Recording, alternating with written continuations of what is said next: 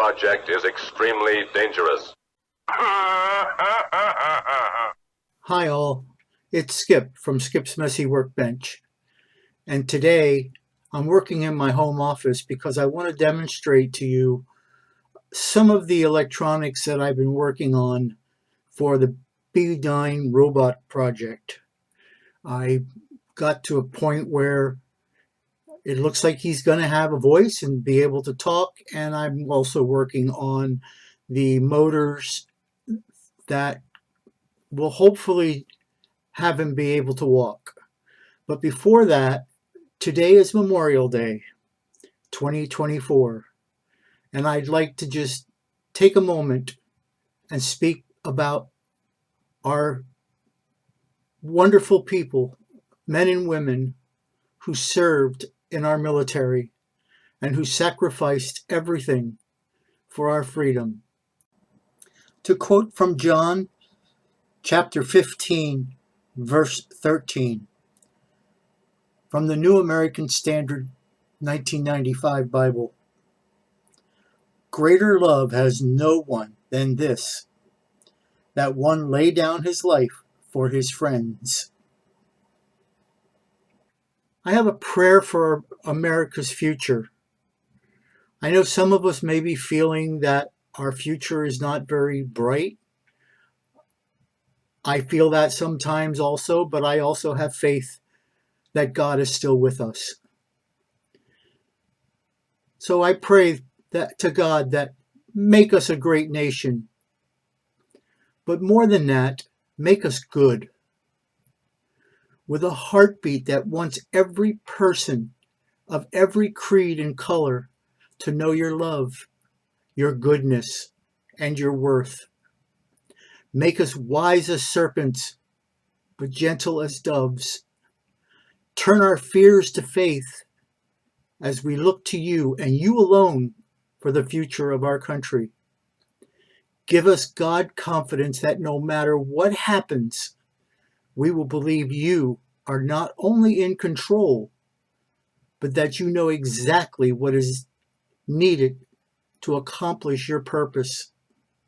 Help us not to second guess your moves, but to move at your command, always without hesitation. Forgive us for wanting our own way and making our own paths, often the ones paved with least resistance. Forgive us for fence walking or for ignoring completely the truth that can so easily set us free. Deliver us from mindless quarrels and destinations that lead us nowhere, but away from you. Free us from divisionness and melt our hardened hearts to love, not hate, and to heal, not debate. This was a prayer that was originally presented by Rebecca Barlow Jordan. So I want to give her credit for that, but I just thought it was very inspiring. So with that, let's move on to what I've been doing with the B9 robot. So I'm going to switch cameras and I'll be back in a second.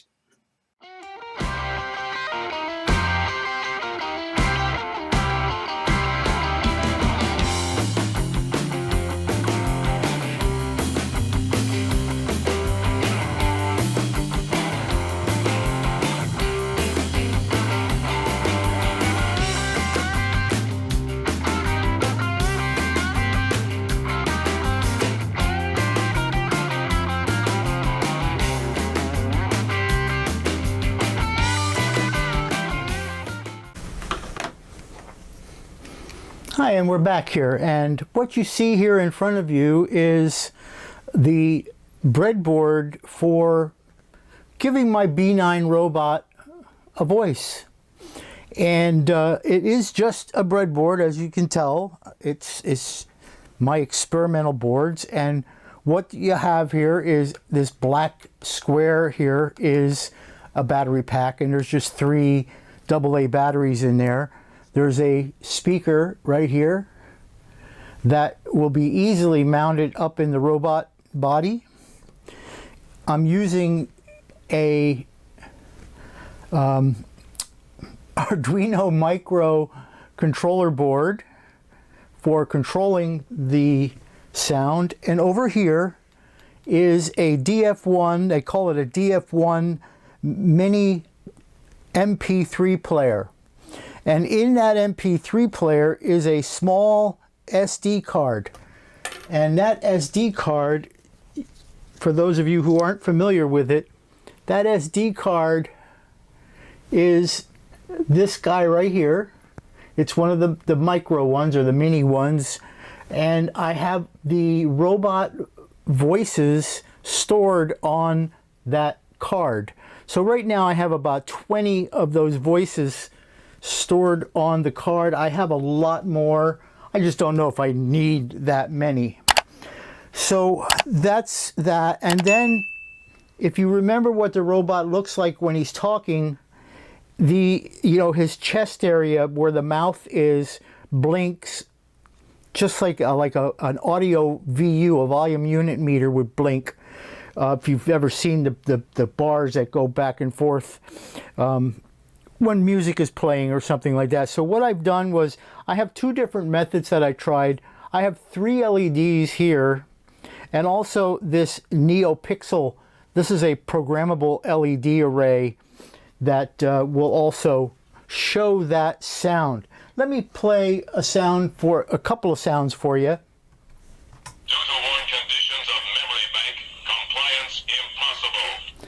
So you can see that when he's talking, these lights blink and also these lights blink in accordance to what he's saying. I cannot accept that course of action. So that was This project is extremely dangerous. big accomplishment for me to get that part of it working. Now, if you look at this NeoPixel array, you'll see that some of these LEDs are on like a lot, which may overpower the lighting, but I can adjust that in the program code to make that look even better. Also, this will have to, actually all of these will have to have some sort of diffuser behind it so that they're not little pinpoints of light, and it will make it more, spread out and diffused over that mouth area. So this is the sound card, or what I'm going to be doing for sound, and so far it looks like everything is going to probably fit pretty tight in the robot area. So again, this is where I'm at. You are a man, I am a machine. Other than that slight difference, we have a great deal in common. I think it's working out really well. I do not sleep. It is not one of my functions. With alien life forms, ours is not to reason why. Ours is but to do or become permanently deactivated. So I think it's working out all right. I said I have to adjust these lights to make them a little bit more active, and not these 3 in particular aren't on like all the time like it seems like they are. I cannot accept that course of action. So we're getting there, and so this is another one. Again, I haven't really started assembling the robot because I need to see how much stuff I'm going to have to fit inside before I start assembling this whole thing. And I did start to paint a little bit of the brain area. It's in my shop right now because I've also ran into a faux pas with getting the brain to light up, but I may have a solution for that, which I'll probably address slightly at the end of this video. Anyway, so the next thing I've been working on is the motors in order to get the B9 to start walking. The rolling tracks that are on the bottom. So I'm hoping I can do that. I have a couple of ideas, so hang in there with me. I'm going to swap this stuff out, and I'll be back in a second to show you what I'm doing with that. All right, I'm back. So what you're seeing here in front of you is one of the treads, or one of the feet for the B9 robot. Now, some of this stuff is still, you know, tree and spruce stuff. But one of the biggest issues is, and this is actually the outside, the one with the wider tread on it. One of the biggest issues is, how the heck would you get a motor mounted up in there? Well, I found these hobby motors. They are geared motors, so they can be adjusted. The speed can be adjusted, and they fit in there fairly nicely. Now, these are the motor shafts here. These are the motor shafts, and this is actually two halves. I can take this apart. This pulls apart. So these motors will fit in there fairly nicely. I'm sorry, I'm working at a totally different camera angle than I'm normally used to. All right, so this motor will definitely fit in there. Then I'm thinking, okay, how the heck am I going to do this? How am I going to make this thing turn? Because these are all fixed in place. So I was watching some videos of some guys, some builders like from 10 years ago who attempted to do this. And one of them took this whole tread area here and just cut it off and then mounted his own stuff on it. So I thought, naturally I didn't do that yet because I don't know that that's the route that I'm going to go in. But I did find this stuff. I don't know how easy this is going to be to see here either. But this is a timing belt. And this timing belt is practically the same width as the tread that's on the B9. And I thought, wow, this could work really well. So this actually comes out of a 3D printer repair kit that I found online. And I found it because, I keep losing my signal here, sorry. Because I was looking for, you know, timing belt type stuff. And it comes with these hubs with the geared teeth on it, and it also comes with bearings, which I could very easily see mounting in this thing quite easily, and just mounting this on the motor hub, which would mount very easily also. So you know, it might work. Now, in order to do that and to get this, the rough part, because one side of this is smooth, again, I'm sorry, this is very difficult to see on camera, but one side of this is smooth and the other side, maybe you could see it there, the other side is toothed because it is timing belt. In order to get this tooth side out, you know, this would have to run on there like that. Well, how do you do that and keep the teeth out? And I just thought, okay, if I mount this in the center here, I could probably run this stuff around and up over this pulley. And who cares if there's a gap down here at the bottom? So the belt would come along here, the belt would come along here, would wrap up around and come down this side and then up and around these bearing guides. That might just work well. We'll see. The other thing I thought about doing is leaving this on and just mounting like two wheels inside here. You know, one maybe, and I'm talking wheels that would be up and down, so that the wheel would be, again, this is horrible. I'm not used to working at this angle. So that the wheels would be, I'm using this gear as an example of the wheel. The wheel,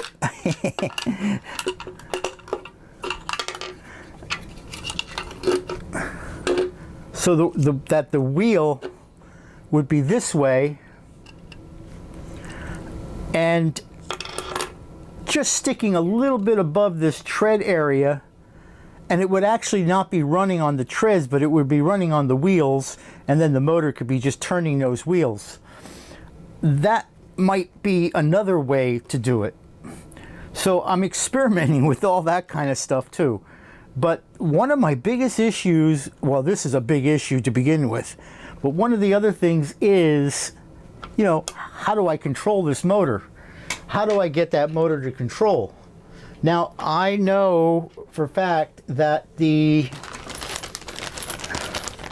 RC controllers, or at least some of them, the transmitter receivers on the RC controllers, you can put these type of hobby motors directly to the transmitter receivers. That would be ideal if that could happen. The other thing to do, and here I'm serving it up on a plate again, the other thing to do is, I'm just trying to get this in a way that might be easy, is to use another Arduino. This is also a micro Arduino, and the two motors, so one for left, one for right, and this ICE integrated circuit here, that's an H-bridge.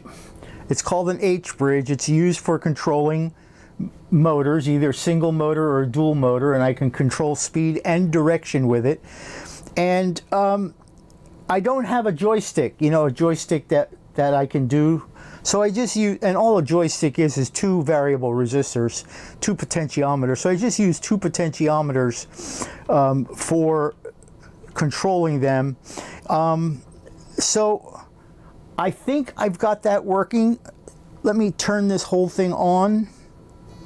And I believe I have to download the code to this, so just bear with me here a second.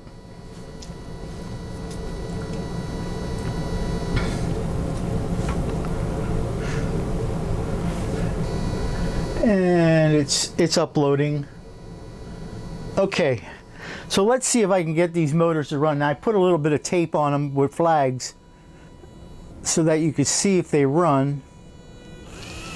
So you can see that one's running counterclockwise, and I can adjust the speed with this pot. I'm using this potentiometer,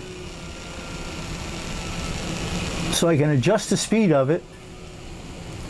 And when I get to one spot in the potentiometer, it stops, and as I keep rotating it the other direction, it should reverse direction,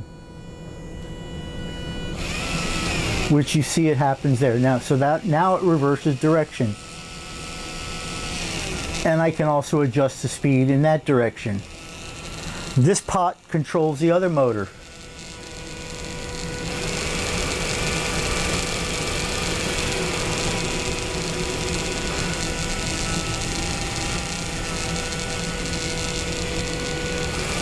So I have all of that somewhat working. One of the problems that I'm experiencing with it is the fact that motors are a big inductor, and you have to overcome the inductance in the motor to get them to start spinning. So there's like I call it a dead, it's like a little dead spot. I haven't gotten around that yet, but you know what? It's working. These motors are turning at the right speed that I would want it, because you don't want this robot just going crazy either. And going, you know, crazy wild. So anyway, I got this part of it that seems to be a direction that I can go with this. And this stuff is, again, small enough to fit into the leg region of the whole robot, because there's a lot of room down in the legs. So with the motor setting up in this area, in here, and then on top of this, sorry, again, I'm really not used to this angle. On top of this then are the legs, the rubber legs, and they're empty, they're hollow. So there's a lot of room within there to mount stuff or to place stuff in there. So that seems to be a direction that I'm going to be heading with this.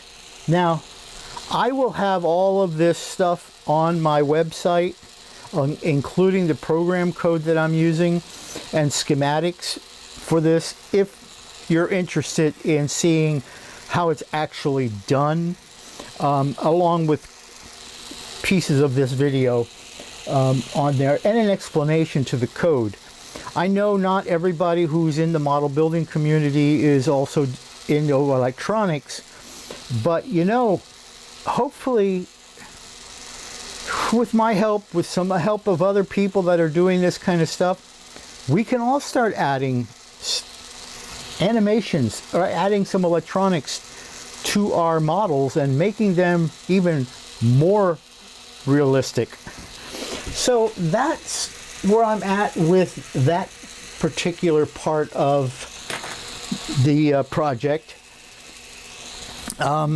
Actually, this took me quite a while because I had to find the motors, for one thing, and motors that would fit. Oh, there's a lot of motors out there, but finding motors that will actually fit, that was one of the problems that I was having with that.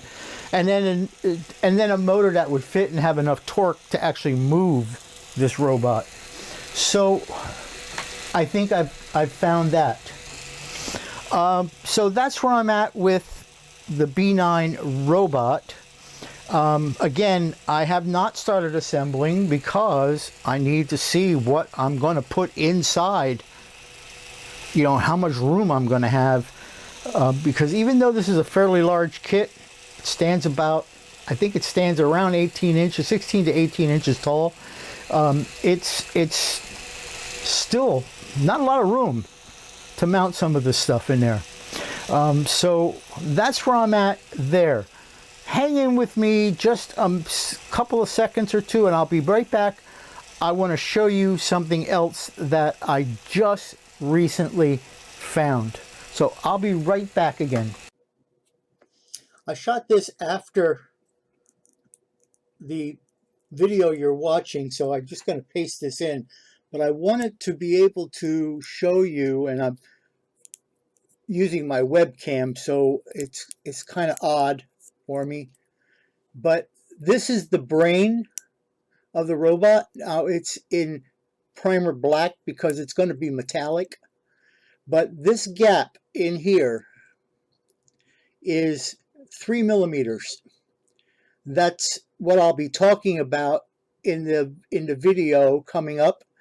So 3 millimeters, the LED that I have are 3 millimeter, and naturally 3 millimeters don't fit in 3 millimeters. It has to be something smaller. I'm also going to be talking about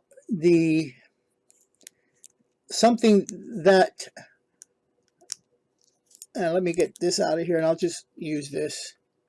This is one of the sides of the brain, and I'm really doing this blind, so I hope this is going to be all right. But you see this hieroglyphic stuff in here. When we paint this, or when I paint this, all of that paint has to be cleaned out of those hieroglyphic areas, and it's not difficult. It's just, you know, time consuming, and finding something to get in there and get that out of there, like a pin or something. You know, I've already experimented with a couple of things, and it's just going to be time consuming, and a lot of patience. So once this gets metallic, then I'll have to clean all that out, because this is where the light comes through. The light comes through all of these little things, and there's 3 of these.